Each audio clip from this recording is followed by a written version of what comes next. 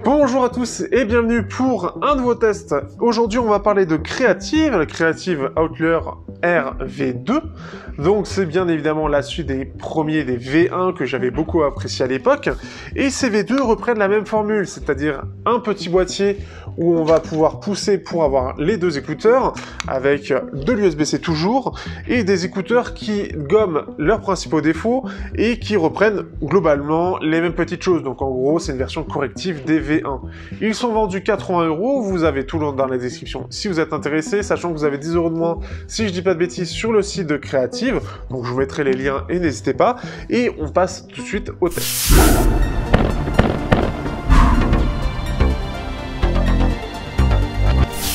Au niveau du design, comme je l'ai dit, les Creative Outlier V2 reprennent exactement la même solution.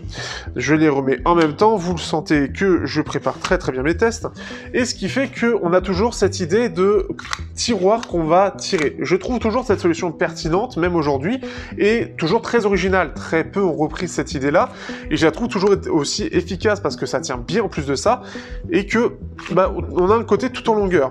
D'ailleurs, par rapport au V1, ils sont un petit peu plus longs, donc le fait qu'on ait un petit peu plus d'autonomie, on en parlera un petit peu après. Pour les écouteurs en eux-mêmes, il y a deux défauts qui ont été gommés. La première chose, on n'est plus sur des commandes à boutons physiques, qui étaient logiques à l'époque, surtout au vu du prix, mais cette fois-ci par du tactile, ce qui était un peu problématique pour certains, et certains me l'avaient remonté dans les commentaires.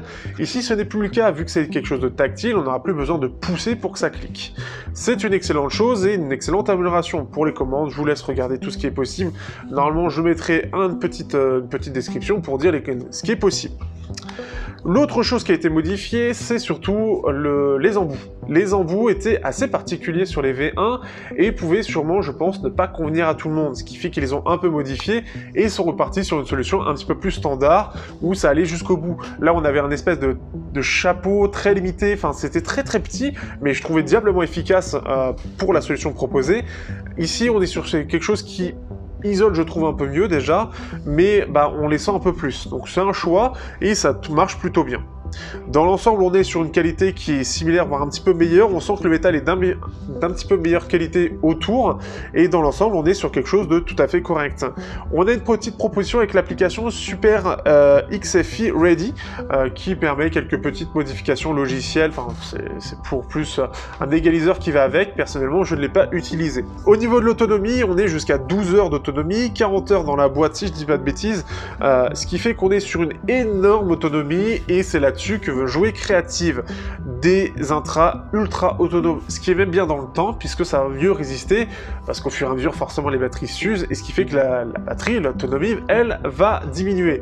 On était déjà à 8-9 heures avec ceci, ici on va être au plus de 10 heures et c'est vraiment pas mal, ce qui fait que même après plusieurs années, ils vont résister, et ça c'est quelque chose qui est vraiment très bien. Donc ça c'est une excellente amélioration. Au niveau des codecs, on est sur du SBC, AAC et aptX. Ils ont fait ça avec Qualcomm, donc tout à fait logique. Et on est sur même le codec aptX True Wireless Plus. L'idée, et c'est ce qui se répand de plus en plus, mais pas forcément très bien maîtrisé par tout le monde, donc ce qui fait que c'est pas forcément actif, c'est d'avoir un flux pour chaque écouteur. Donc en gros, le smartphone va lancer deux flux. Ça permet justement d'optimiser l'autonomie des deux écouteurs et qu'elle se vide en même temps, et pas qu'il y en ait un qui se vide plus vite que l'autre, et aussi d'avoir une meilleure qualité sur les deux écouteurs. C'est quelque chose qui, pour le coup, permet aussi d'avoir quelque chose de beaucoup plus stable en termes de connexion, et ça, c'est à noter. Donc, j'ai pas grand-chose à dire, à part que c'est efficace. Après, sur la qualité musicale, c'est pas forcément mieux, mais les flux sont plus stables et permettent d'avoir quelque chose de mieux globalement. Donc ça, après, c'est à chacun de juger, mais c'est pas là-dessus qu'on le jugera le plus. Pour l'isolation, on est sur quelque chose de tout à fait correct, il n'y a rien d'incroyable non plus. On est dans la moyenne des True Wireless, ce qui fait qu'on lance la musique, globalement on n'entendra plus grand chose.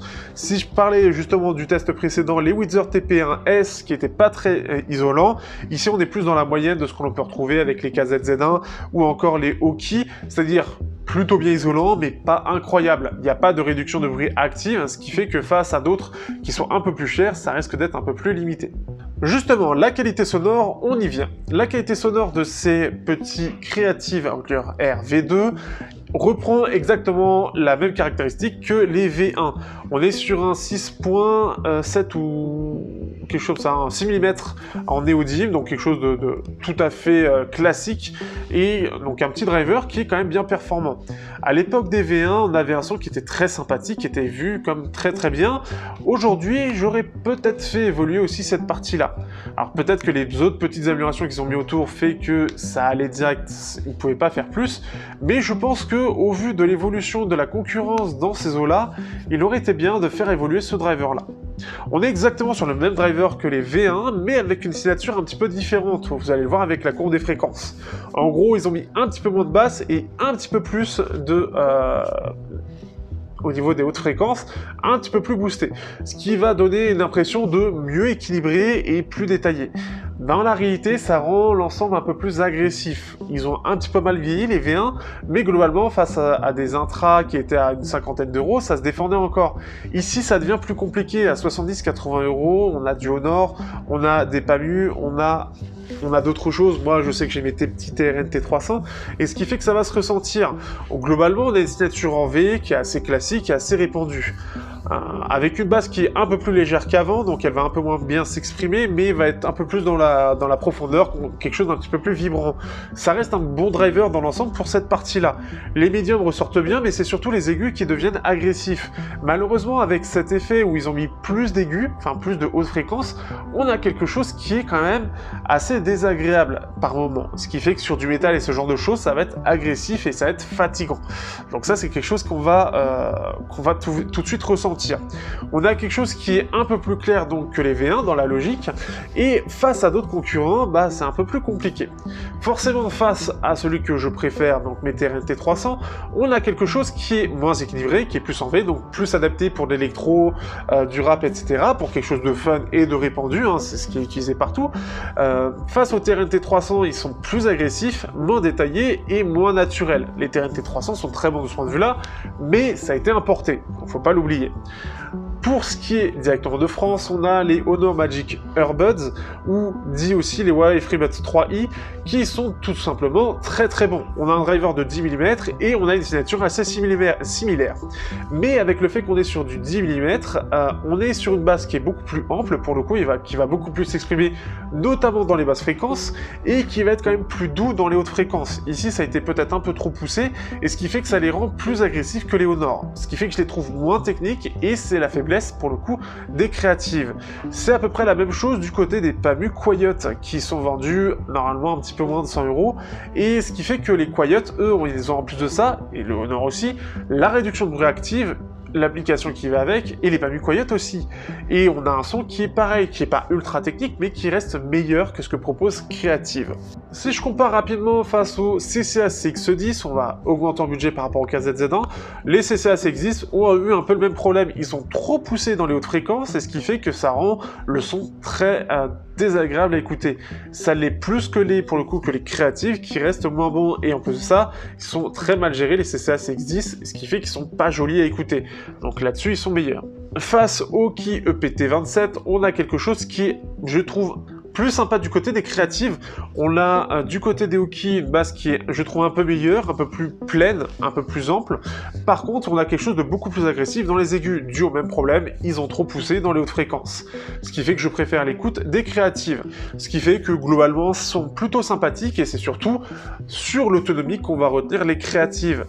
Un peu plus de faiblesse du côté du son, donc à voir sur les V3 si ça évoluera pour intégrer de l'ANC ainsi qu'un driver de 10 mm de meilleure qualité. Sur ce, j'espère que vous aurez apprécié ce test, n'hésitez pas à liker, partager, commenter, à vous abonner, vous avez le Discord dans la description, et si vous êtes intéressé, vous avez aussi les liens dans la description.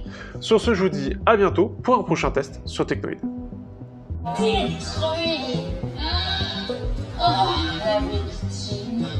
Apprécier. Et là, j'en peux plus. Voilà, donc je sais plus sur quel pied danser. Mais il n'y a pas match. Il n'y a pas match que...